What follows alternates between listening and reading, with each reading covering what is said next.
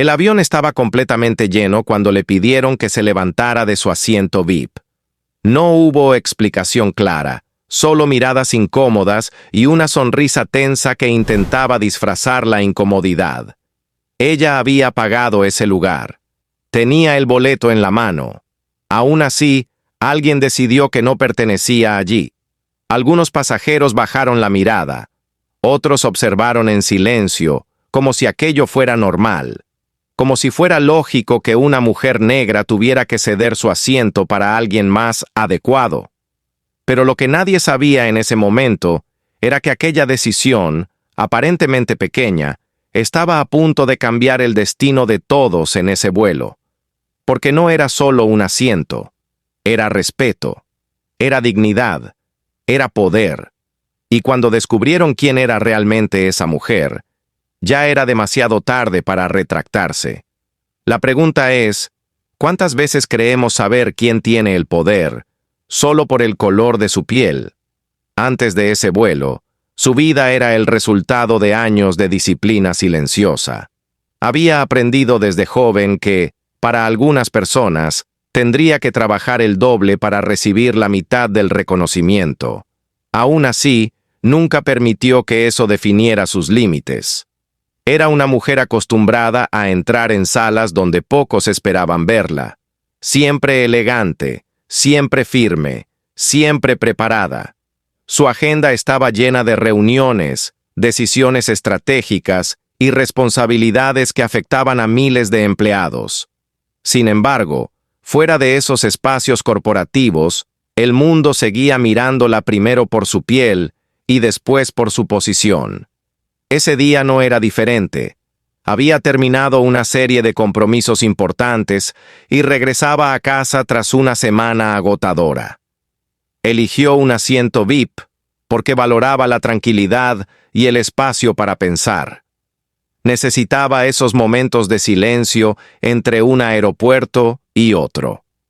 Mientras caminaba por la terminal, algunas miradas se detenían más de lo necesario. No era algo nuevo. Estaba acostumbrada a ese juicio silencioso que precede a las suposiciones. Aún así, respiró hondo y continuó.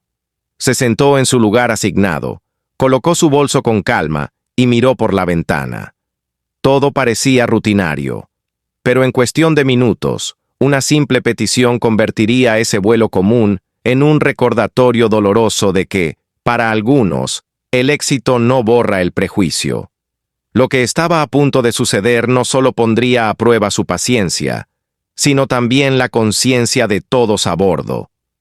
El avión aún no había despegado cuando la primera azafata se acercó a su asiento. La sonrisa en su rostro parecía ensayada, frágil. Se inclinó ligeramente y con voz baja le pidió que verificara su boleto. Ella lo entregó sin resistencia. Lo había hecho muchas veces antes. No era la primera vez que alguien dudaba. La azafata revisó el pase una vez, luego otra. Sus ojos buscaron algo que justificara la duda. No encontró nada. Aún así, no se fue. Segundos después, llegó un supervisor, más serio, más rígido. Le explicó que había ocurrido una confusión con los asientos VIP, que quizá estaría más cómoda en otra sección, más atrás, mucho más atrás. Alrededor, los pasajeros comenzaron a prestar atención. Algunos fingían leer, otros observaban abiertamente. La tensión se filtraba en el aire como electricidad estática antes de una tormenta. Ella volvió a mostrar su boleto. Asiento confirmado, pagado en su totalidad, sin errores. El supervisor insistió, dijo que un pasajero frecuente necesitaba ese lugar, que era importante para la compañía. La palabra importante quedó flotando en el aire, pesada, cargada de significado, y entonces lo vio. Un hombre blanco, traje impecable, reloj brillante, esperando en el pasillo con expresión de impaciencia. No miraba el número del asiento, la miraba a ella, como si su presencia fuera el verdadero problema. El murmullo creció. El supervisor bajó la voz, pero su tono cambió. Ya no era una petición amable, era presión. Sugirió que cooperar evitaría una situación incómoda. Sugirió que sería lo mejor para todos. Lo mejor para todos. Ella sintió esa frase como un eco de muchas otras experiencias. Reuniones donde su opinión fue ignorada hasta que alguien más la repitió. Restaurantes donde asumieron que no podía pagar la cuenta. Eventos exclusivos donde le pidieron credenciales que nadie más tuvo que mostrar. Pero esta vez era distinto. Estaba atrapada a miles de metros del suelo, rodeada de desconocidos que decidían en silencio si merecía estar allí. El hombre del pasillo dio un paso adelante. El supervisor le aseguró que estaban resolviendo el inconveniente. Inconveniente. Esa palabra la atravesó. No era un error técnico, no era sobre logística, era sobre percepción, sobre quién parecía pertenecer en primera clase y quién no. Una segunda azafata apareció con una nueva tarjeta de embarque en la mano. Un asiento en clase económica. Lo colocó sobre la mesita plegable como si fuera un simple intercambio. El corazón le latía con fuerza, pero su rostro permanecía sereno. Sentía las miradas clavadas en su espalda. Algunos pasajeros comenzaban a grabar discretamente con sus teléfonos. Otros negaban con la cabeza, pero nadie intervenía. El supervisor perdió la paciencia. Le advirtió que el vuelo no podía retrasarse por una negativa, que debía pensar en los demás pasajeros, pensar en los demás, como si defender su derecho fuera egoísmo, como si su dignidad fuera negociable. El silencio se volvió insoportable. Incluso el hombre del traje parecía incómodo ahora, aunque no retrocedía. Esperaba que se diera. Todos esperaban que se diera. Y en ese momento, mientras el avión comenzaba a cerrar sus puertas y la presión aumentaba, ella tomó una decisión que ninguno de ellos anticipó. No levantó la voz. No discutió. Simplemente sostuvo la mirada del supervisor con una calma que desarmaba. Porque lo que ellos no sabían era que cada palabra, cada gesto, cada intento de desplazarla estaba siendo observado con más atención de la que podían imaginar. Y cuando finalmente habló, no fue para defender su asiento. Fue para cambiar el rumbo de ese vuelo para siempre. El supervisor dio un paso más cerca, invadiendo su espacio, como si la presión física pudiera obligarla a rendirse. El murmullo en la cabina ya no era discreto. Era evidente. El vuelo estaba detenido por una sola razón.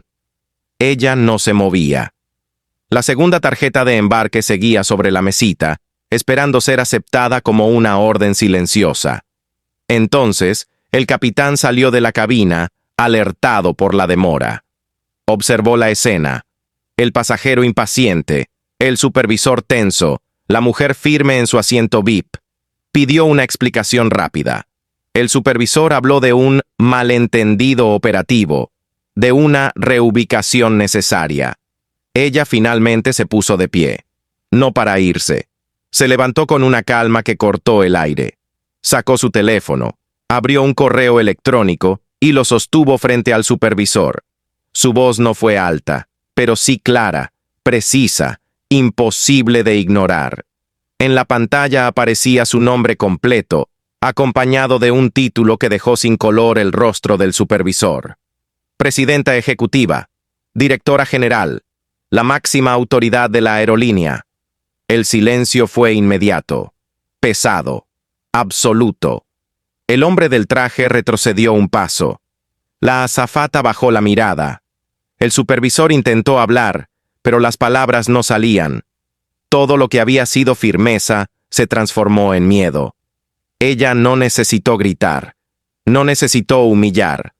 Solo preguntó, con una serenidad devastadora, si esa era la política oficial de la compañía: desplazar a pasajeros según cómo lucen. Algunos teléfonos dejaron de grabar. Otros comenzaron de nuevo, esta vez con otra perspectiva. El capitán comprendió en segundos la magnitud de lo ocurrido.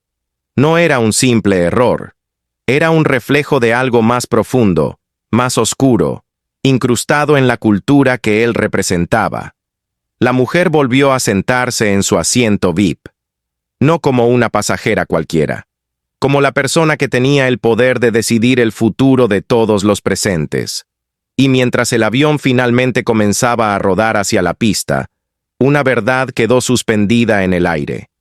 El mayor error de ese día no fue pedirle que se moviera, fue asumir que no tenía el poder para quedarse. El vuelo llegó a su destino en un silencio incómodo. No hubo aplausos, no hubo disculpas públicas en ese momento, pero algo había cambiado.